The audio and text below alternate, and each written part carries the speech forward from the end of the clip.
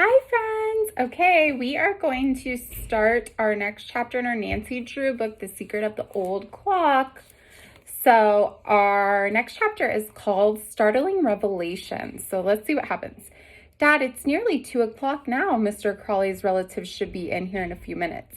I'm so excited. Carson Drew, who stood in the living room of the Drew home with Mr. Warren from the bank, smiled at his daughter as she fluttered about arranging the chairs. I believe you're more thrilled than if you were inheriting the fortune yourself, he remarked. I am thrilled, Nancy admitted. I can scarcely wait until the will is read aloud. Won't everyone be surprised, especially the Tophams? Do you think they will come? Oh, yes, the Tophams will be here, and unless I am mistaken, they will bring a lawyer with them. Just as soon as they learned the other will had come to light, they began to worry. They certainly want to hear what is in this one. Are you certain the will we found can't be broken? Nancy inquired anxiously. Of course, I can't be certain, Nancy, but I have gone over it carefully, and so far as I can tell, it is technically perfect. I also asked a couple of lawyer friends, and they agree. Josiah Crowley was peculiar in some ways, but he was a very smart man. I'll promise you the Tophams will have a difficult time if they try to contest this will. The bank will help you fight, Mr. Warren put in. With the exception of Abby Rowan, who was still confined to bed, all the old gentleman's relatives had promised to be present. Grace and Allison Hoover, although not relatives, had also been invited.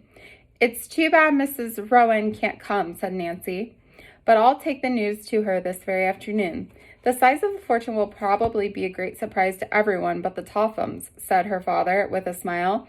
Nancy, you did a remarkable piece of detective work. It was fun, she said modestly, and I can hardly wait to have it all cleared up. We may have some trying minutes with the Tophams, Nancy, her father warned. Yes, I suppose so. I expect everybody would be sorry to see the fortune slip away, Dad. I see Grace and Allison coming up the walk now, Nancy announced, glancing out the window. She greeted them with kisses and escorted the sisters into the living room, where she'd introduced them to Mr. Warren. As Allison sat down and whispered to Nancy, "Is it true a later will has been found?" "You and Grace have no cause to worry," Nancy assured her with a mysterious smile. The doorbell rang. This time Nancy admitted Edna and Mary Turner, who were dressed as if for a party. With them a little Judy, who threw herself into Nancy's arms. A few minutes later, the Matthews brothers, William and Fred, arrived. "I guess everyone is here except the Tophams," Mr. Drew commented. "We had better wait for them a few minutes."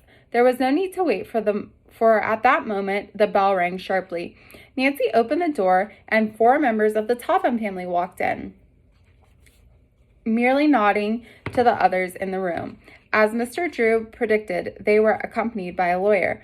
"Why have we been called here?" Mrs. Topham demanded, addressing Mr. Drew. "Have you the audacity to claim that another will has been found?" "I have a will written only this past March, Mrs. Topham," Carson Drew replied evenly. "And I'd like to introduce to all of you Mr. John Warren, trust officer of the Merchants Trust Company of Masonville, which has been named as executor." "This is preposterous," Mrs. Topham stormed. "Josiah Crowley made only one will, and in that he left everything to us with my husband as an executor." "It looks like a conspiracy to me," Ada added tartly, as she gazed coldly upon the relatives and friends who were seated about the room. Isabel did not speak. She tossed her head. Richard Topham likewise did not offer a comment, but uneasily seated himself beside his own attorney. "If you will please be seated, Mrs. Topham, I will read the will," Mr. Drew suggested. Reluctantly, Mrs. Topham sat down. "As I have said," Mr. Drew began, "a recent will of the late Josiah Crowley was found in a safe deposit box in the Masonville Bank. The will is unusually long, and with your permission, I will read from a typed copy only the portions which have to do with the disposal of the property. But first I want to ask Mr. Topham what value he puts on the estate." "100,000 after taxes," the man replied. "Oh," the Turners exclaimed, and Mary said, "I had no idea Josiah had that much money." "Nor I," Edna agreed. Mr. Drew picked up several typewritten sheets from the table and began to read in a clear voice. "I, Josiah Crowley, do make this my last will and testament, hereby revoking all former wills by me at any time made. I give the bequest of all the property, real estate and personal, as follows. To my beloved friends and neighbors, Grace and Allison Hoover, a sum equal to 20% of my estate, share and share alike. I must be dreaming, Grace gasped. You mean I'm going to get $10,000? Allison cried out. She burst into tears. Oh, Nancy, you did this for me. Now I can have my voice lessons. Isabella Toffman eyed her disdainfully. It would take more than $10,000 to make a singer out of you, she said maliciously. Quiet, commanded her father. Let's hear what else this will says. His daughter subsided, but his wife exclaimed spitefully, The will is a fraud. The Hoovers aren't even relatives. It is no fraud, Mr. Drew told her quietly. Again, he picked up the will and began to read. To Abby Rowan, my late wife's cousin, in consideration of her kindness to me, a sum equal to 10% of my estate. Oh, I'm so glad, Grace murmured. Now she'll be able to get the medical and other attention she needs. And have someone live at her house to take care of her, said Nancy. That old lady gets $10,000, Ada Toffman said harshly. What did she ever do for Cousin Josiah? Angrily, she turned to her mother. We took care of him for years. She didn't. I'll say not, Isabel echoed, her voice tart. To my cousins, Fred and William Matthews, a sum equal to 20% of my estate. Share and share alike, Mr. Drew read. We didn't expect that much, Fred Matthews declared in a genuine surprise. Josiah was very kind, Fred smiled. Now we can take a trip like we've always wanted to do, William. That's right. I just can't believe it. As long as a trip on an ocean liner or a plane. To my cousins, Edna and Mary Turner, 20% of my estate. Share and share alike. Oh, how generous, Edna murmured. How little Judy can have the things we've always wanted to give her.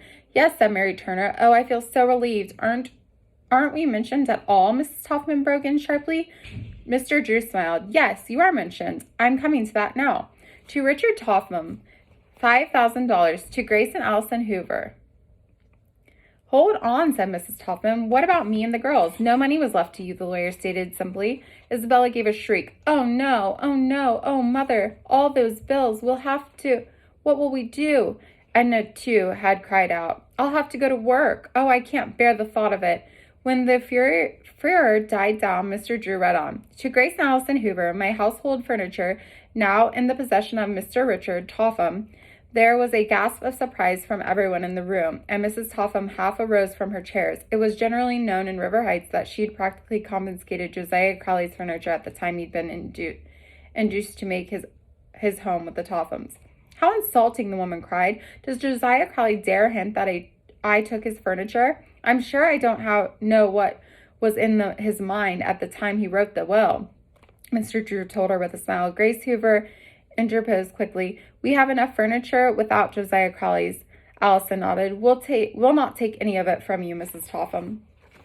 Mr. Drew carefully folded the document he had been reading, and after placing it in his pocket, he said to the people in the room, That is all, except that there is a proviso for the executor to pay all Mr. Crowley's just debts, including his funeral expenses, and that what balance is left in the estate goes to the Manningham Old Men's Home. I understand Josiah Crowley kept his assets in a liquid state. It will not be difficult to convert the estate into cash. For that reason, I should think it would be possible to draw on your own inheritances at once. Ada wheeled upon Nancy, her face convulsed with anger. You engineered this whole thing, Nancy Drew. She accused bitterly. Any good I've done, I'm happy about it, Nancy answered. We'll break the will, Mrs. Toffman announced firmly. And that's the end of the chapter. So we have one chapter left. So tomorrow we will finish our first Nancy Drew book. So that's super exciting. So I will see you guys tomorrow. Have a great day. Bye, friends.